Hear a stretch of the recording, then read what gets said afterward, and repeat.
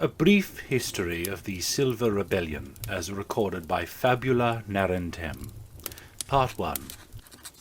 To the best of their knowledge, the gods of the Golden Pantheon were the first of their kind.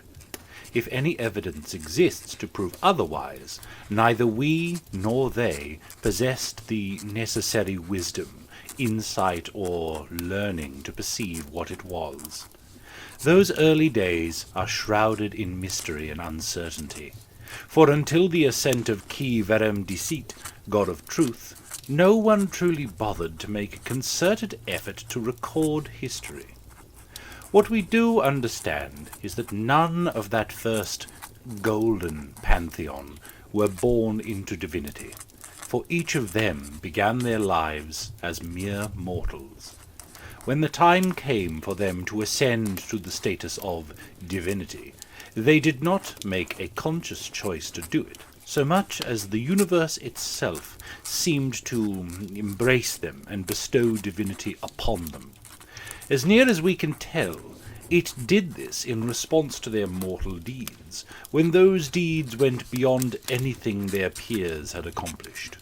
This remains a hypothesis, however, as all future generations of gods have been created directly as the descendants of existing divinity.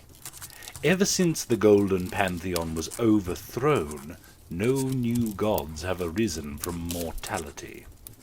In order to understand this theory, it is necessary to understand the functions of the prime reality itself.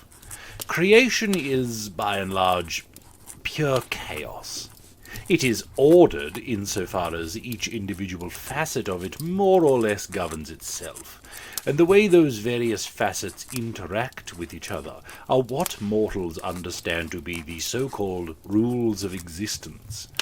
However, until the first generation of gods, those facets were in a state of perpetual change.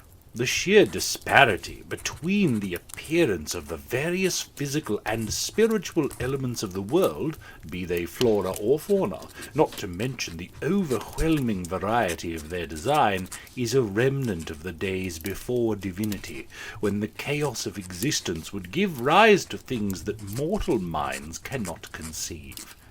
Divinity is not so much being exceptionally strong or powerful in a personal sense. It is simply possessing an intrinsic connection to any number of facets of reality.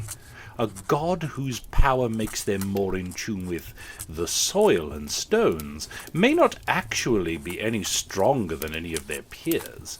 They are simply able to manipulate or outright change the facts of those worldly elements they interact with. Thus it is that a god may sink their hands into a vast boulder like fresh clay and pull it to pieces, or lift it over their head as though it weighed nothing at all, while that very same god may find themselves thwarted by a simple rope or a wooden cage if the elements used in their creation do not fall within the worldly facets they are attuned to. Thus, it is my belief that the Golden Pantheon arose as a direct result of individual mortals first falling into attunement with specific facets of the world, taking command of those facets and using them to reshape reality to their will or pleasure.